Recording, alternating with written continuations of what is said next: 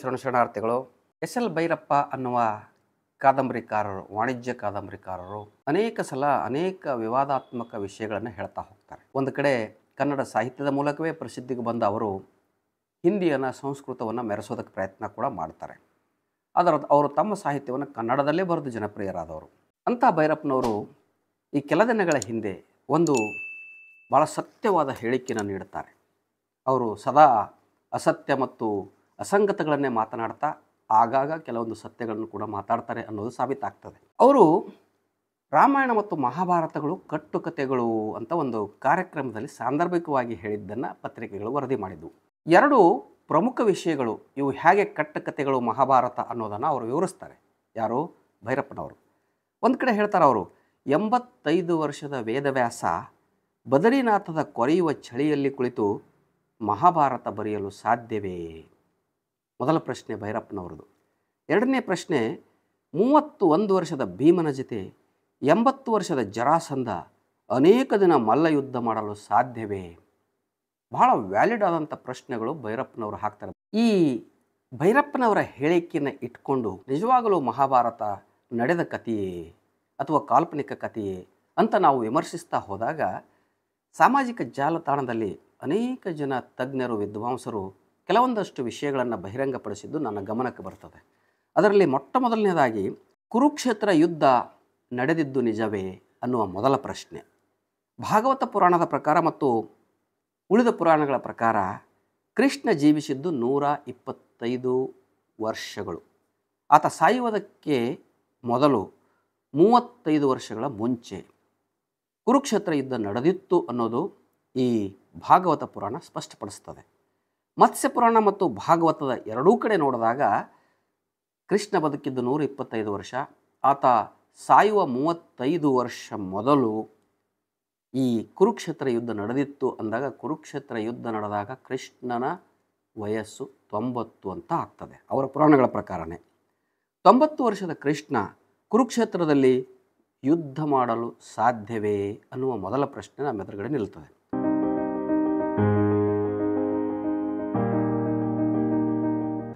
ಅದ್ರ ಜೊತೆಗೆ ಅವರದೇ ಪುರಾಣಗಳ ಪ್ರಕಾರ ನಾವು ಯಾವಾಗ ಕೃಷ್ಣನ ವಯಸ್ಸು 90 ಅಂತ ನಿರ್ಧರಿಸ್ತೇವೋ ಅದರ ಪ್ರಕಾರ ನಾವು ಹೋದಾಗ ಪಾಂಡವರಿಗೆ ಆಗ 87ರಿಂದ 92 ವರ್ಷ, ಎಲ್ಲ 5 ಪಾಂಡವರಿಗೆ, ಅಥವಾ 80ರಿಂದ 90 ವರ್ಷ ಅಂತ ನಾವು ಒಂದು ಅಂದಾಜಾಗಿ ತಗೊಳ್ಬಹುದು.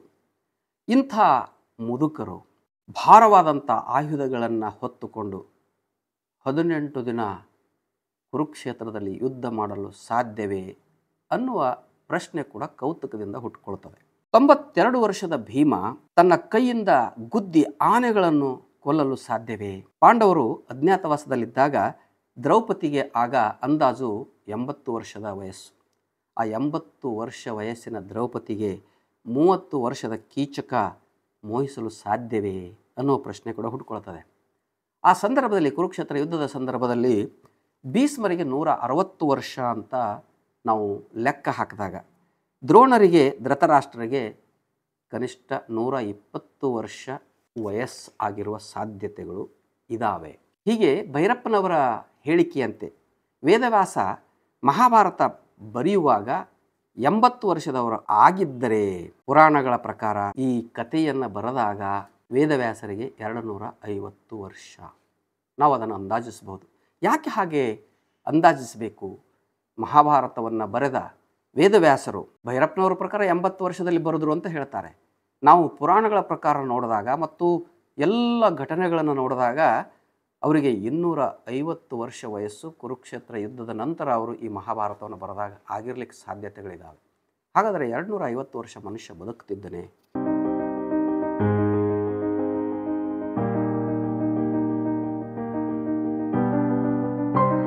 ನಾವು ಯಾಕೆ ಅವರಿಗೆ 250 ವರ್ಷ ಆಗಿತ್ತು ಅನ್ನೋದನ್ನು ಹೇಳಬೇಕಾದ್ರೆ, ಈ ವೇದವ್ಯಾಸ ಶಂತನುನಿಂದ ಹಿಡಿದು, ಅಂದರೆ ಈ ನಮ್ಮ ಭೀಷ್ಮಾಚಾರ್ಯರ ತಂದೆ ಶಂತನುನಿಂದ ಹಿಡಿದು ಪಾಂಡವರು, ಉಪಪಾಂಡವರು, ಜನಮೇಜಯರವರೆಗೆ 7 ತಲೆಮಾರುಗಳ ವೀಕ್ಷಕ ವಿವರಣೆಯನ್ನು ಅವರು ಮಹಾಭಾರತದಲ್ಲಿ ದಾಖಲಿಸ್ತಾರೆ.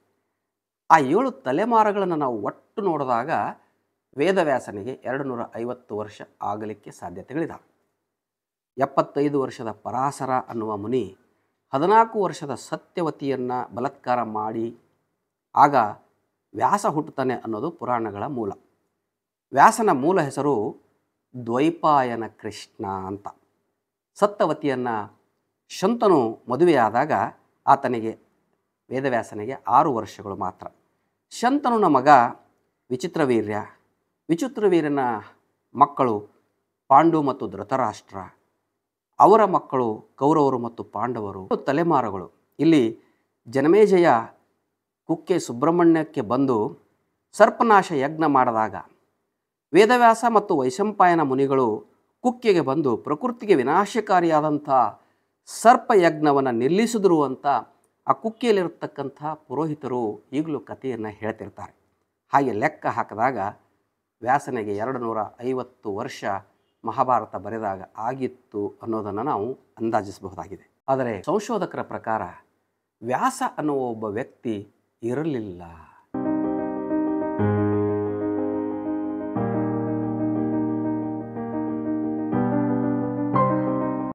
ಮಹಾಭಾರತವನ್ನು ಸುಮಾರು 25ರಿಂದ 30 ಜನ ವ್ಯಾಸರು ಬರೆದರು, ಸಂಕಲಿಸಿದರು ಅಂತ ಹೇಳ್ತಾರೆ ಸಂಶೋಧಕರು.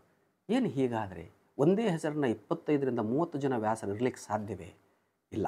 ಇದರಲ್ಲಿರುವ ಮುಖ್ಯವಾದ ಒಂದು ವಿಷಯ ಏನು ಅಂದರೆ, ವ್ಯಾಸ ಅನ್ನೋದು ಒಬ್ಬ ವ್ಯಕ್ತಿಯ ಹೆಸರು ಅಲ್ಲದೆ ಅದೊಂದು ಪದವಿ. ಶಿಕ್ಷಣ ಕೇಂದ್ರದ ಮುಖ್ಯಸ್ಥರನ್ನು ನಾವು ಹೇಗೆ ಈಗ ವೈಸ್ ಚಾನ್ಸಲರ್, ಕುಲಪತಿಗಳು ಅಂತ ಹೇಳ್ತೇವೋ, ಹಾಗೆ ವೈದಿಕ ವಿದ್ಯಾಕೇಂದ್ರದ ಮುಖ್ಯಸ್ಥರ ಹೆಸರನ್ನು ವ್ಯಾಸ ಅಂತ ಹೇಳಲಾಗ್ತದೆ. ಈಗಲೂ ಕೂಡ ಮಹಾರಾಷ್ಟ್ರದಲ್ಲಿ ವೇದಿಕೆಯ ಮೇಲಿರುವ ಎಲ್ಲರಿಗೆ ಅನ್ನಲ್ಲ, ಅವರು ವ್ಯಾಸಪೀಠವರ್ ಅಂತ ಹೇಳ್ತಾರೆ, ವ್ಯಾಸಪೀಠದಲ್ಲಿ ಕುಳಿತ ಎಲ್ಲರಿಗೂ ಅಂತ. ಹಾಗೆ ವ್ಯಾಸಪೀಠ ಅಂದರೆ ಬುದ್ಧಿವಂತರು ಕುಳಿತ ವೇದಿಕೆ ಅಂತ. ಅಂಥ ಒಂದು ಶಿಕ್ಷಣ ಕೇಂದ್ರ ಆಗಿರತಕ್ಕಂಥ ಆ ಕೇಂದ್ರದ ಮುಖ್ಯಸ್ಥರನ್ನ ವ್ಯಾಸ ಅಂತ ಕರೆಯುವ ಪದ್ಧತಿ ಆ ಕಾಲದಲ್ಲಿತ್ತು. ಅಂಥ ಒಂದು ಶಿಕ್ಷಣ ಕೇಂದ್ರದ ಮುಖ್ಯಸ್ಥರಾಗಿರ್ತಕ್ಕಂಥ ವ್ಯಾಸರುಗಳು ಕನಿಷ್ಠ 25ರಿಂದ 30 ಜನ ವ್ಯಾಸರು ಕಾಲಕಾಲಕ್ಕೆ ತಮಗ ತೋಚಿದಂತೆ ಈ ಮಹಾಭಾರತದ ಕಥೆಯನ್ನು ಬರಿತಾ ಹೋದರು. ಶಿಕ್ಷಣ ಕೇಂದ್ರದ ಮುಖ್ಯಸ್ಥರಾಗಿದ್ದ ವ್ಯಾಸರ ಮೊದಲು ಈ ಮಹಾಭಾರತ ಕಥೆಯನ್ನು ಬರೆದಾಗ ಅದಕ್ಕೆ ಇಟ್ಟ ಹೆಸರು ಜಯ ಅಂತ. ಮುಂದೆ ಅದು ಪರಿಷ್ಕರಿಸಿ ಮುಂದಿನ ವ್ಯಾಸರು ಬಂದಾಗ ಅದನ್ನು ವಿಜಯ ಅಂತ ಬದಲಾಯಿಸ್ತಾರೆ. ಕೊನೆಗೆ ಮುಂದಿನ ವ್ಯಾಸರುಗಳು ಅದನ್ನು ಮಹಾಭಾರತ ಅಂತ ಕರೆಯೋದಕ್ಕೆ ಶುರು ಮಾಡ್ತಾರೆ. ಹೀಗೆ ಅಲ್ಲಿ ಬರುವ ಎಲ್ಲ ಕಥೆಗಳು ಕಟ್ಟುಕತೆಗಳಾಗಿ ನಮ್ಮೆದುರುಗಡೆ ನಿಲ್ತವೆ. ನಾನು ಮಹಾಭಾರತದ ಕುರಿತು, ಅಲ್ಲಿನ ಅಕ್ಷೋಹಿಣಿ ಸೈನ್ಯ, ಕುರುಕ್ಷೇತ್ರದ ಯುದ್ಧ, ಅಲ್ಲಿನ ಅಂಕಿಅಂಶಗಳು, ದಶಮಾನ ಪದ್ಧತಿಗಳು, ಇವೆಲ್ಲವುಗಳಲ್ಲಿರ್ತಕ್ಕಂಥ ಅಸಂಗತಗಳು ಮತ್ತು ವೈರುಧ್ಯಗಳ ಕುರಿತು ಇನ್ನೊಂದು ವಿಡಿಯೋದಲ್ಲಿ ಭಾಳ ವಿವರವಾಗಿ ತಮ್ಮೆದುರುಗಡೆ ಇಡ್ತಾ ಮಹಾಭಾರತ ಹೇಗೆ ಕಟ್ಟುಕತೆ ಅನ್ನೋದನ್ನು ನಿರೂಪಿಸಲು ಪ್ರಯತ್ನ ಮಾಡ್ತೇನೆ.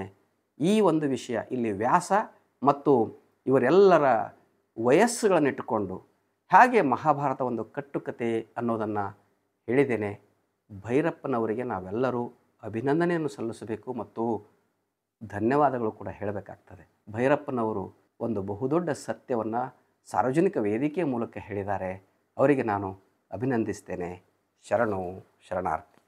ಸತ್ಯವನ್ನು ಪ್ರತಿಪಾದಿಸುವ, ಜನರನ್ನು ಜಾಗೃತೆಗೊಳಿಸುವ ನನ್ನ ವಿಡಿಯೋಗಳನ್ನು ತಪ್ಪದೇ ನೋಡುತ್ತೀರಿ. ನೋಡಿದ ಮೇಲೆ ತಮ್ಮ ಸಮೀಪದ ಬಂಧುಗಳಿಗೂ ಸ್ನೇಹಿತರಿಗೂ ಶೇರ್ ಮಾಡುವುದನ್ನು ಮರೆಯದಿರಿ. ಹಾಗೆಯೇ ಈ ಚಾನಲನ್ನು ತಾವೆಲ್ಲರೂ ಸಬ್ಸ್ಕ್ರೈಬ್ ಮಾಡಿ ಜಾಯಿನ್ ಆಪ್ಷನನ್ನು ನಿಮ್ಮದಾಗಿಸಿಕೊಳ್ಳಿ. ಈ ಚಾನಲ್ ಬೆಳವಣಿಗೆಗೆ ಸಹಕರಿಸಿ. ಶರಣು ಶರಣಾರ್ಥಿ.